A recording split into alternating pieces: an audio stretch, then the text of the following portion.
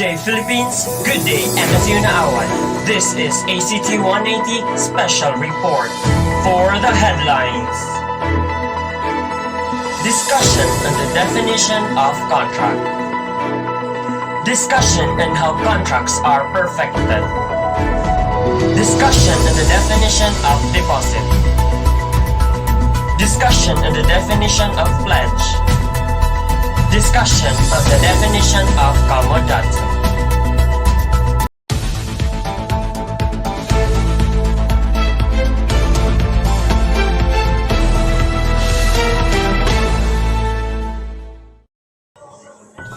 Good day, this is Antonio Villesco, bringing you the latest coverage of the hour. Discussion on the definition of contracts. Here are the details.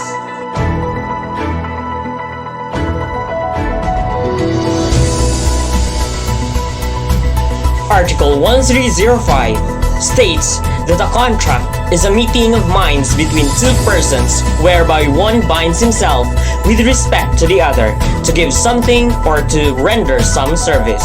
This article gives the definition of a contract. It lay emphasis on the meeting of minds between two contracting parties which takes place when an offer by one party is accepted by the other. Contract and obligation distinguished. Contract is one of the sources of obligation. It cannot exist without an obligation.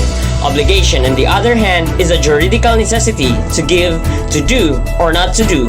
It is a legal tie or relation itself that exists after a contract has been entered into, and it may exist without a contract, such as obligation arising from law, quasi-contracts, delicts, and quasi-delicts. Contract defined.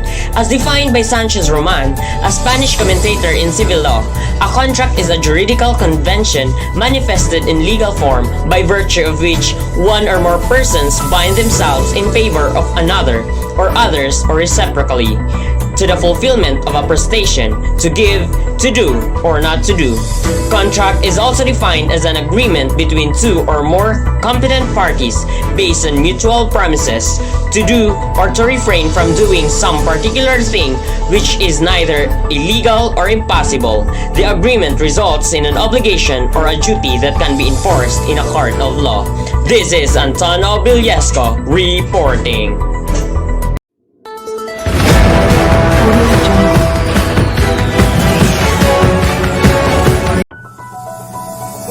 Discussion on how contracts are perfected. Here's Antonio Villesco for the details.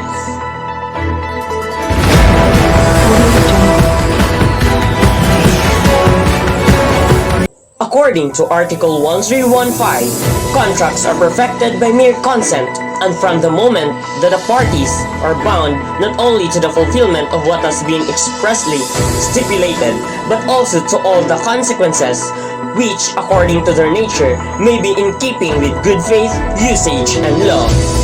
How contracts are perfected? If it is consensual, contract is perfected by mere consent.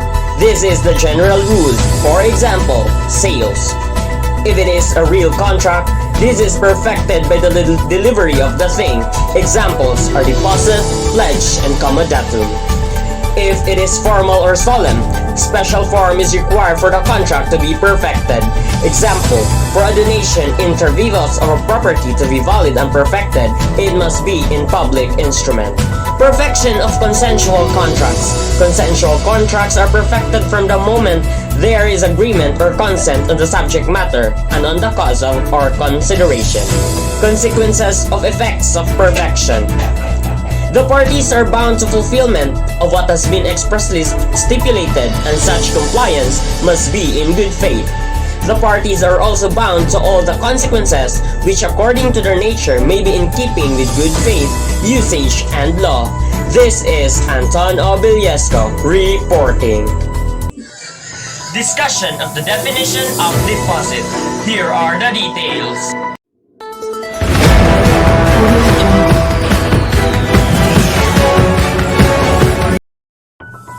The definition of deposit falls under the Article 1316. Real contracts, such as deposit, Pledge and commodatum are not perfected until the delivery of the object of the obligation.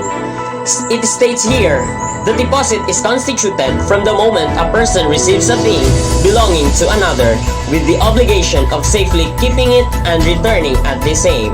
With regards to Article 1962, this is Antonio Bilyesco, your news, our business.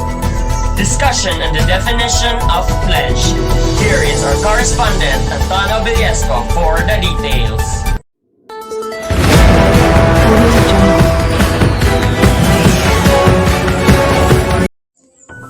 The definition of pledge is also falls under Article 1316.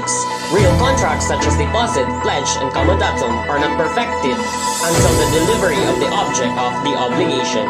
It states here that pledge is a billment or delivery of goods or property by way of security for a debt or an engagement, or as security for the performance of an act. This is Antonio Bilyesco reporting. Discussion of the definition of commodatum. Here are the details.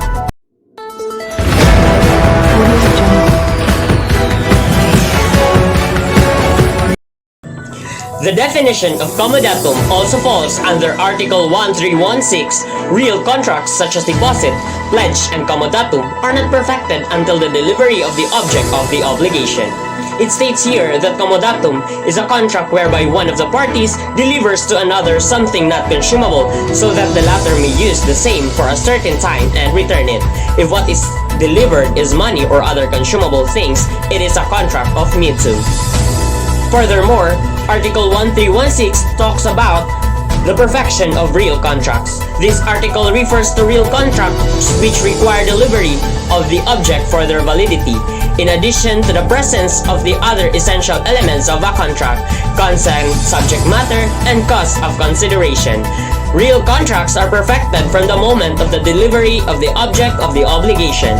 The real contracts mentioned in the law are deposit, pledge, and commodatum. A contract of carriage is also a real contract, as well as mutuum or loan. A loan contract is not a consensual contract but a real contract, perfected only upon the delivery of the object of the contract. Reason why delivery is required in real contracts. In real contracts, delivery of the object is necessary because without the object, the other party cannot comply with its duties under the contract. Agreement to enter real contract distinguished from the real contract itself. There can be a contract to make a deposit, pledge, or etc. This is consensual. It is been perfected upon the meeting of the minds of the parties. However, once the object has been delivered, the contract is converted into a real contract. This is your correspondent, Antonio Bilyesco, reporting. For the recap. Contract defined, discussed. How contracts are perfected, discussed. Deposit defined, discussed. Pledge defined, discussed. Commodatum defined, discussed.